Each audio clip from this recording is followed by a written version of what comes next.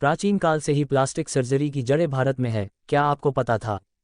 दोस्तों, अगर आप भी प्लास्टिक सर्जरी या फिर ह्यूमन बॉडी ऑपरेशन से जुड़ी हुई तकनीक को पश्चिमी देशों की देन समझते हैं तो इस बारे में आपका मानना पूरी तरह सच नहीं है, क्योंकि इसकी शुरुआत 600 ईसा पूर्व पहले ही भारत में हो चुकी है। जिसे आज हम ऑपरेशन और सर्जरी के नाम से जानते हैं, उसे उस काल में शल्य चिकित्सा कहा जाता था। आज का यह आर्टिकल काफ़ी इंटरेस्टिंग होने जा रहा है। आज के इस आर्टिकल में हम चर्चा करेंगे शल्य चिकित्सा और शल्य चिकित्सा के जनक सुश्रुत से जुड़े हुए कुछ महत्वपूर्ण तथ्यों के बारे में जो शायद ही आपको पहले कभी पता हो। आज के ज़माने में है जिस तकनीक को हम सर्जरी और ऑपरेशन के नाम से जानते हैं, उसे कई साल पहले भारत में शल्य चिकित्सा कहा जाता था। दोस्तों, शल्य चिकित्सा में ठीक उसी प्रकार से इलाज किया जाता था जैसा आज के समय में ऑपरेशन किए जाते हैं। दोस्तों, भारत में ही कई वर्षों पहले शल्य चिकित्सा का जन्म हुआ और इसी शल्य चिकित्सा का जनक महर्षि सुश्रुत को कहा जाता है। महर्षि सुश्रुत का जन्म 600 ईसा पूर्व काशी में हुआ था, जिसे आज हम बनारस के नाम से जानते हैं।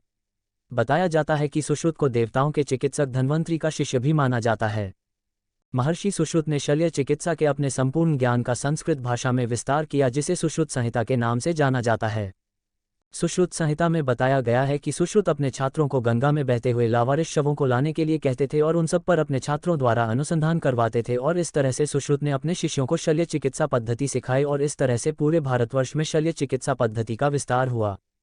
सुश्रुत में 300 प्रकार की ऑपरेशन क्रियाओं की खोज की थी, जिसका विवरण भी सुश्रुत संहिता में मिलता है। इसके अलावा कॉस्मेटिक सर्जरी और मोतियाबिंद का इलाज का भी विस्तार पूर्वक वर्णन सुश्रुत संहिता में बताया गया है। सुश्रुत को एनेस्थीसिया का पितामह भी कहा जाता है। सर्जरी करते समय होने वाले दर्द को कम करने के लिए सुश्रुत मद, अल्कोहल और कई औषधियों का सहारा लेते थे, जिसे आज लोग एनेस्थीसिया कहते हैं। सुश्रुत संहिता में उपचार के 8 प्रकार बताए गए हैं, जैसे भेदन कर्म, छेदन कर्म, लेखन कर्म, वेदन कर्म, अहर्म कर्म, अश्न कर्म, विश्रुत्य कर्म, सीवन कर्म। जिस प्रकार भेदन कर्म में शरीर के किसी हिस्से में चीरा लगाकर इलाज किया जाता था, वैसे ही वेदन कर्म द्वारा सुई से पेट और फेफड़ों में भरे पानी को बाहर निकाला जाता था। आज के समय में डॉक्टरों द्वारा जिन औजारों का यूज ऑपरेशन के लिए किया जाता है, वह औजार कई वर्षों पहले भारतवर्ष में महर्षि सुश्रुत द्वारा निर्मित कर लिए गए थे।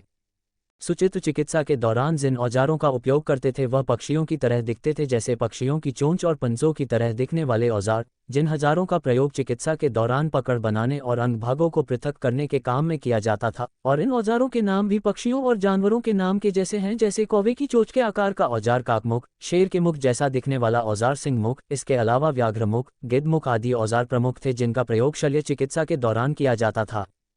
सुश्रुत संहिता में हड्डी तथा मांस को काटने के लिए 20 प्रकार के यंत्रों का विवरण मिलता है। इसके अलावा 2 प्रकार के ताल यंत्रों का विवरण भी बनता है, जिनका प्रयोग उस समय नाक और कान के चिकित्सा उपचार के लिए किया जाता था। इसके अलावा सुश्रुत संहिता में 20 प्रकार के नाल युक्त नाड़ी यंत्र और 28 प्रकार के सिलाई के औजार जो मांस को सिलने और अन्य चिकित्सा प्रयोग में इस्तेमाल किए जाते थे। इसके अलावा सुश्रुत संहिता में 25 प्रकार के अन्य यंत्रों का भी विवरण मिलता है, जिनका उपयोग तरह तरह के सभी कार्यों में किया जाता था। सुश्रुत संहिता में प्लास्टिक सर्जरी, कान तथा नाक की सर्जरी का भी विवरण मिलता है। इसके अलावा सुश्रुत संहिता में बताया गया है कि उस समय में सुश्रुत गले की सर्जरी के साथ ही कटे हुए धड़ को जोड़ने में भी सक्षम थे, जो अभी तक की सबसे हैरान करने वाली बात है। कटे हुए धड़ को जोड़ना ये कोई आम बात तो नहीं, लेकिन किसी जमाने में भारतवर्ष में यह संभव था। सुश्रुत अपने चिकित्सा अनुसंधान के प्रयोग के लिए लावारिस लाशों की तलाश करते, फिर उन लाशों में कई समय तक प्रयोग करते रहते थे। और यही नहीं, महर्षि सुश्रुत अपने शिष्यों को लाश के समक्ष बैठाकर शरीर की संरचना के बारे में बताया करते थे। दोस्तों, सुश्रुत संहिता में नाक की सर्जरी का भी जिक्र मिलता है। उस समय में जिन अपराधियों को दंड के तौर पर नाक काट दी जाती थी, उसके बाद वह अपराधी सुश्रुत के पास आते थे और फिर महर्षि सुश्रुत नाक जोड़ने की सर्जरी को सफलतापूर्वक अंजाम देते थे। उस समय में नाक जोड़ने के लिए सुश्रुत द्वारा गाल और टांग के मांस को काटा जाता था ताकि वह मांस नाक में लगाया जा सके। जो आगे हम आपको बताने जा रहे हैं, उन्हें सुनकर आपको अंग्रेजों पर बहुत ज्यादा गुस्सा आने वाला है। 1792 में एक व्यक्ति भारत आया जिसका नाम था थॉमस क्रूज।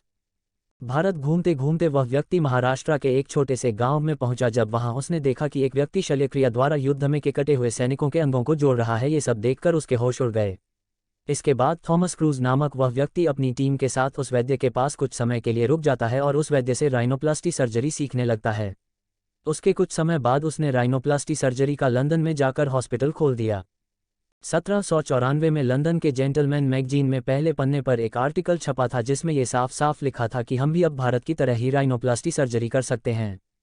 1832 में ईस्ट इंडिया कंपनी ने भारत में एक सर्वे कराया। इस सर्वे में पता चलता है कि भारत में एक भी ऐसा व्यक्ति नहीं जो बीमार है। दोस्तों, ये बात वाकई में चौंकाने वाली है, लेकिन ये हो भी क्यों ना, जिस देश में कटे हुए हाथ पैरों को जोड़ दिया जाता है वहां पर कोई बीमार कैसे रह सकता है।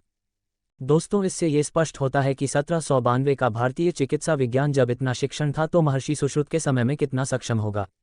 लेकिन भारत में अंग्रेजों के आगमन के बाद अंग्रेजी संसद द्वारा भारत में नए कानून लागू कर दिया जाते हैं, जिसमें ये साफ साफ बता दिया जाता है कि जिन डॉक्टरों के पास डिग्री होगी उन्हीं का बोलबाला होगा, जिस कारण हमारे देश के चिकित्सकों का प्रभाव धीरे धीरे कम होता गया और अंग्रेजी चिकित्सकों का प्रभाव हमारे देश में बढ़ता गया। उस समय भारत अंग्रेजों का गुलाम था और सारे लोग उस समय अंग्रेजी सत्ता से आज़ादी चाहते थे, जिस कारण भारतीय शल्य चिकित्सा को आगे बढ़ावा नहीं मिल पाया और इस तरह भारतीय चिकित्सा विज्ञान आज पश्चिमी देशों द्वारा पूरी दुनिया में फैल चुका है, जिसे आज हम मॉडर्न ट्रीटमेंट के नाम से जानते हैं। दोस्तों, आज के समय में भी हमारे देश में बहुत सारी जगह ऐसी हैं जहां पर हड्डियों को जोड़ने का इलाज ठीक उसी तरह से किया जाता है जैसा कि सुश्रुत संहिता में बताया गया है।